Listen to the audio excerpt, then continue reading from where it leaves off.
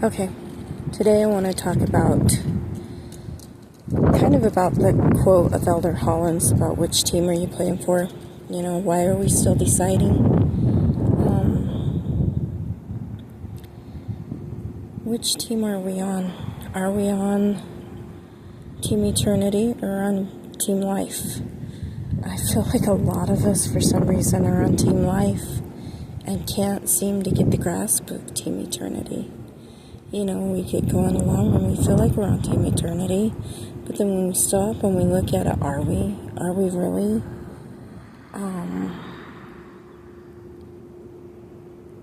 Team Eternity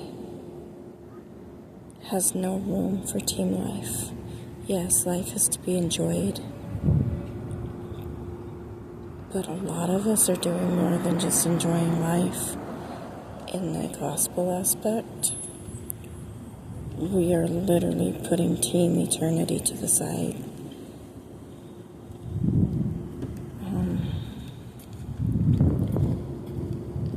I feel like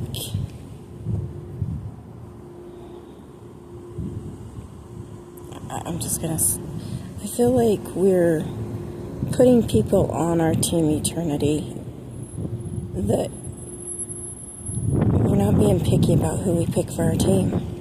We're not being careful about who we pick for our team. Yes, we are to love everyone, and we do love everyone. At least I do. And we struggle with some at times, but I definitely love everyone. But are we being picky about who we pick for our team? Are we being careful about who we pick for our team, I guess is a better word? To play on Team Eternity, you cannot play on the sideline. You can't straddle the fence, sort of say. I think I shared this before, but my son had a dream before he went on his mission, and he was in a huge, beautiful field, and the Savior came up to him, and they were watching a man in this field,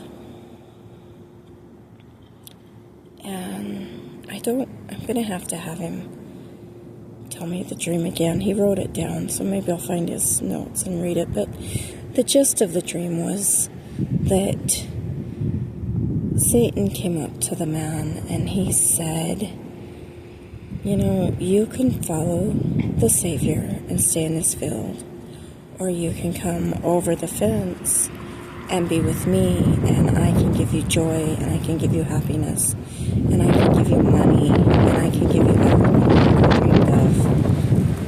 Satan's not wanting this video made.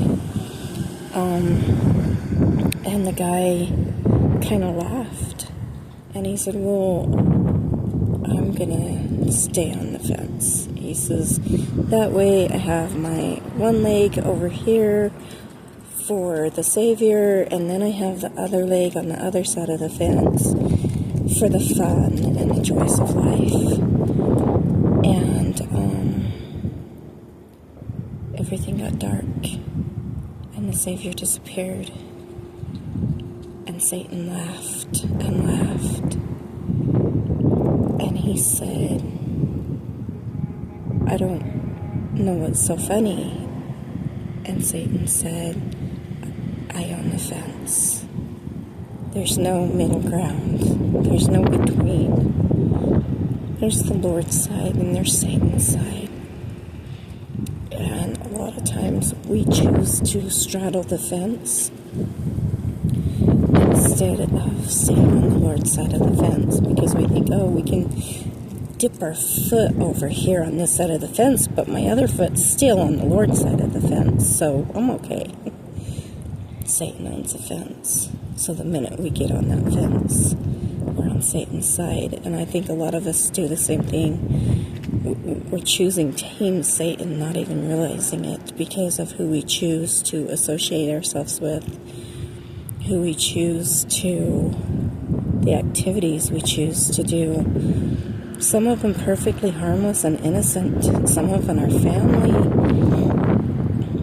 But if we're not careful about who we put on our team, who we pick for our team, if we're not careful about sitting on the fence instead of standing on the right side of it, if we just take a little break and we just rest and lean upon that fence,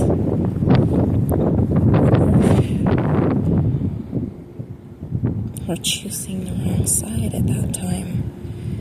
And I think that sometimes, for me, I get caught up in choosing the wrong side. I get caught up in leaning on the fence because I'm like, okay, yeah, I went to the temple today and I did this and I did that, so now I can go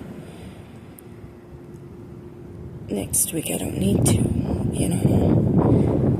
I'm kind of rambling because my mind is so full of what I want to say and I don't know that I'm even saying it. So let me take a second to focus my thoughts. What came to me in the temple was, are we taking our children to the temple? Are we taking that time? We have time during the week to attend the football game, and there's no way we would miss that. We have time during the week to take Sarah to dance and James to baseball, and they have practice a couple of times a week, and then they have games a couple of times a week, and there's no way we would miss that. But have we taken them to the temple this week? Well, there's no time between school and dance practice and baseball practice, and then the games, and then the recitals, and then the competitions, and then are we taking that time? They don't need to go to every single practice. In the end, baseball is not what this life is about. Dance is not what this life is about. Yes, it's a fun side item, but it's not life. It's not what it's about.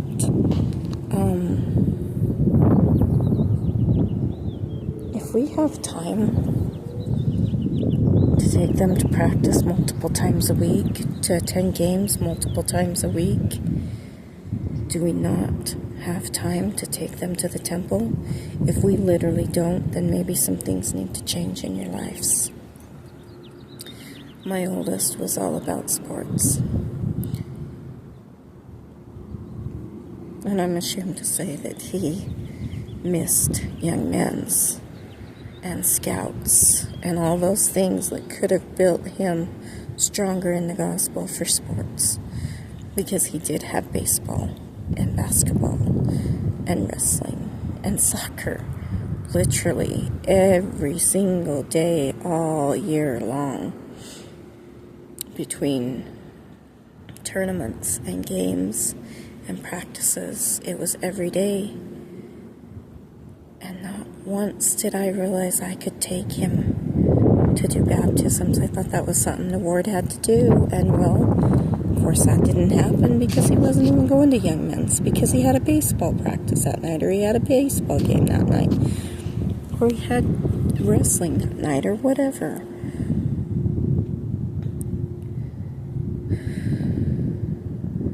If we have time for that, then do we not have time for the temple? And if you physically don't have time to take your family to the temple, then you need to change some things in your life.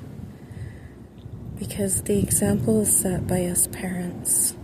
The example is set by us taking them to the temple, not sending them for the ward to take, but for us to take that time out of our life and go to the temple. And if they are not old enough to do baptisms, I have said this before,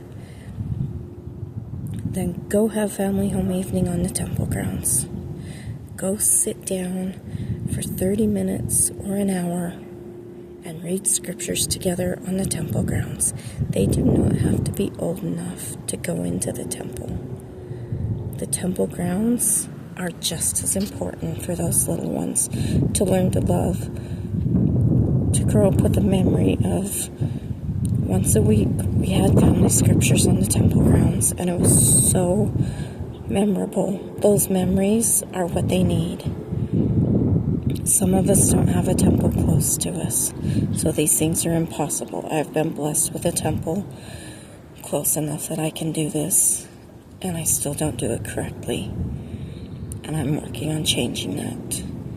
Those who don't have the physical capability of going to the temple, then, as they have said, make your home a temple. Once a week, put a picture or a figure of the temple up and talk about temple work, talk about family history, get on and do family search, teach them how to do family search. Maybe get together with your ward family, I can't remember what they're called, but the ones that teach you how to do the family history, get together with them once in a while, a few times a year, and have them teach your family.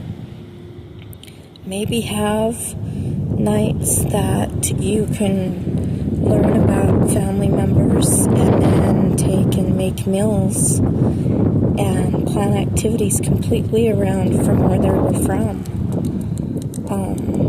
Germany, learn about it, and then make some food that goes along with your family history. Just make it a fun thing so that when they are old enough, then they're going to be excited about going, and then take them.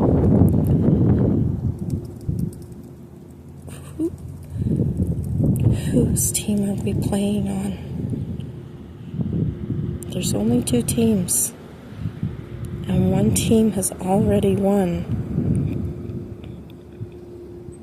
Why are we still deciding if we want to play for the losers or the winners? Why are we straddling the fence? It's time to stop. It's time to start taking our families to the temple. It's time to start teaching our families at home, not leaving it for the primary teachers and the Sunday school teachers and the seminary teachers. No. It is time to cut back on dance classes and to cut back on baseball games and make the temple the fun. Make the temple the priority. It's important and it's time. Alright, it's getting kind of busy. So I'm going to say I love you all.